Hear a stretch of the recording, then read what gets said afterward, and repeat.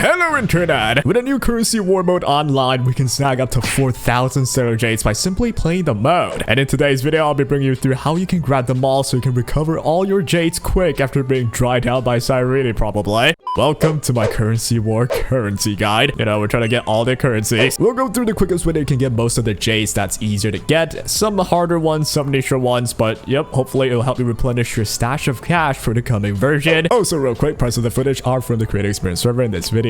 Now, first of all, it is important to know the various sources of stellar jades you can obtain from currency wars. And here's a list of all of them. You can get 1,200 jades from reaching level 80 in your ascension levels. You can get another 1,200 jades from the bond links, where you have to achieve all faction bonds and school bonds that requires you to play with a certain number of characters with the same bonds. This is the one with quite the high time consumption, but generally speaking, you simply want to focus on different bonds every game upon reaching Amethyst Gold rank, which is A5. Next off is the Startup Guide, where you can get 400 jades in total. You can also get ascension points from the Startup Guide to raise your ascension level quicker, so you want to claim this as soon as you achieve any of them to maximize progress. You'll obviously get 225 jades from the periodic point rewards as well. It's the easiest one to get, just play the mode. Next is the Data Bank and Expected Profit. These are the collection and criteria rewards where you can get up to 240 jades in total by achieving everything fully. Try to achieve as many as you can for the expected profit by hitting the criteria as you play, and try to prioritize getting the strategy guides and index that you have not gotten before, which has a symbol on the top right of the buff or item if you haven't yet obtained them before. What you want to do is, as you play through especially the easier difficulties, you want to get all the items that you haven't gotten before if you could, since the more you can obtain, the more rewards that you're gonna get. However though, since they don't net you the most of jades, you don't have to forcefully play a certain way where you only get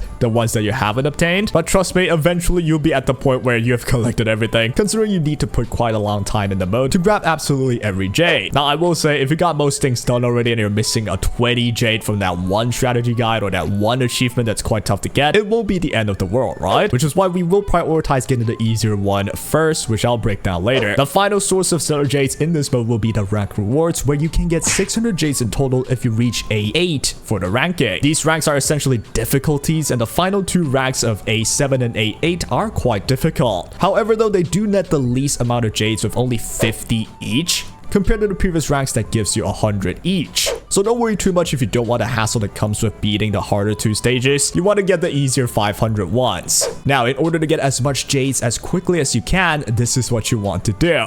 The general idea is to achieve as many criteria from the expected profit and obtain as many strategy guides and index that you have not obtained yet, especially at the starting difficulty, since they're not too difficult. To get more specific though, your first goal is to reach A6 rank and complete your startup guide. The reason behind getting A6 is because you want to be able to complete your bond link rewards, where it requires you to at least reach A5 and play A5. As for the startup guide, it's very easy to do even early on, and it helps you gain ascension points, which increases your ascension rank, and both of these brings the most stellar jades for the least of your headache. You can check the startup guide while playing currency wars so you know what to do and what to look for as you play. In terms of gameplay, it's really straightforward. Follow the tutorial and you understand what it's all about, and generally speaking, deploy characters. The more you have from the same bond, the more buffs you'll obtain. Some characters can be deployed in front, back, or both. All characters can equip certain equipments that you can get by playing the game, and they'll get bonus mechanics, bonus stats, and all that. You can also craft some equipments if you have the required parts. If all of that sounds like gibberish, simply follow the popular teams on the strategy compendium.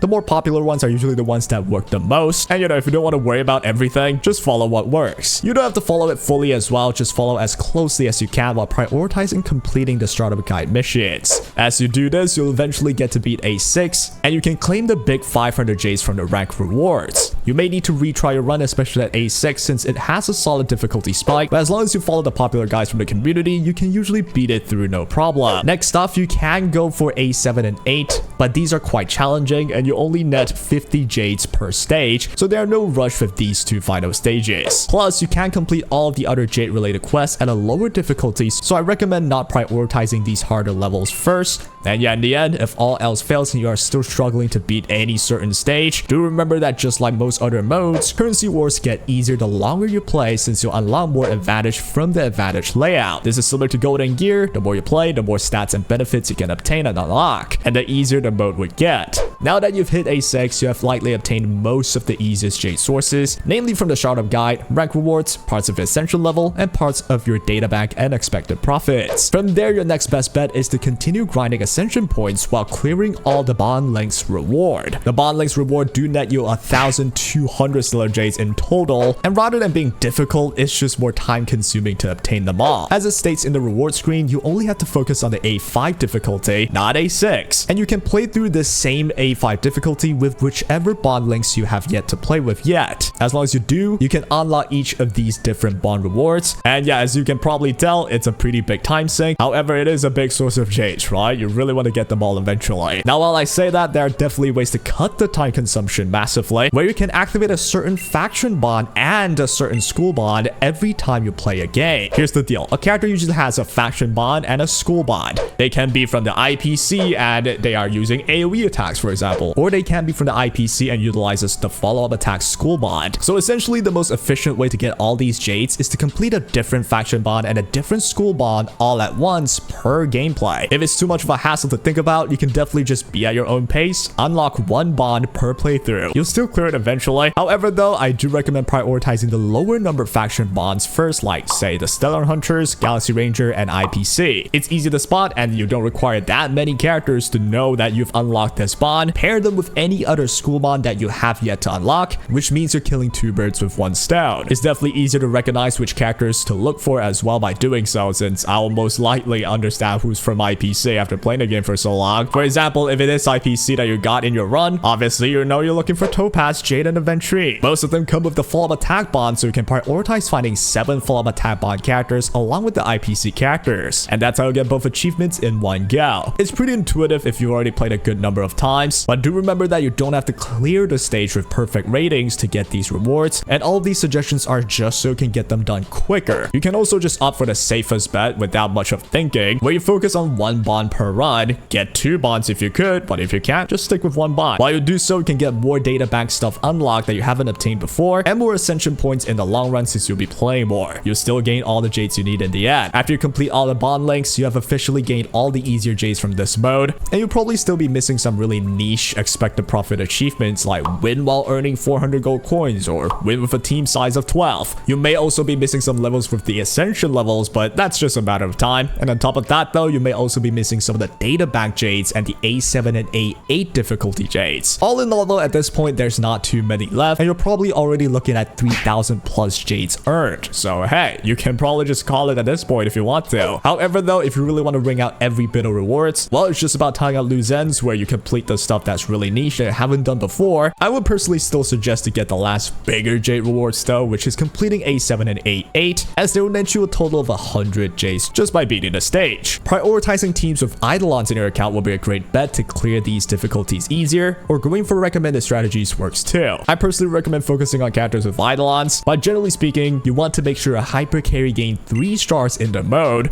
put on whatever equipments that's recommended that you ended up getting, and once you do, their numbers are off the charts already, and it usually means you can win without an issue. There are strategies by the community as well that you can definitely shoot for, but usually it's still just a matter of time, especially when you can get more benefits from the advantage layout by simply playing the mode more. So yep, play it enough times, you'll beat it eventually. I'll likely be showcasing some good teams as well once I get time to grind them out. They definitely do look ridiculous, so do follow the channel if you'd like. And that is how you can obtain most, if not all, of the Jades from this mode. Realistically, you're looking at 3,000 plus, and I'm telling you, since they released this mode at this juncture, it probably means the next version will be filled with characters that you don't want to miss. So be sure with the time that you have left on this version, you want to grind out as much as you can. I hope I helped you out. That'll be all. I'll be posting a lot more fun stuff with this mode, so yeah, see you next time, and take care.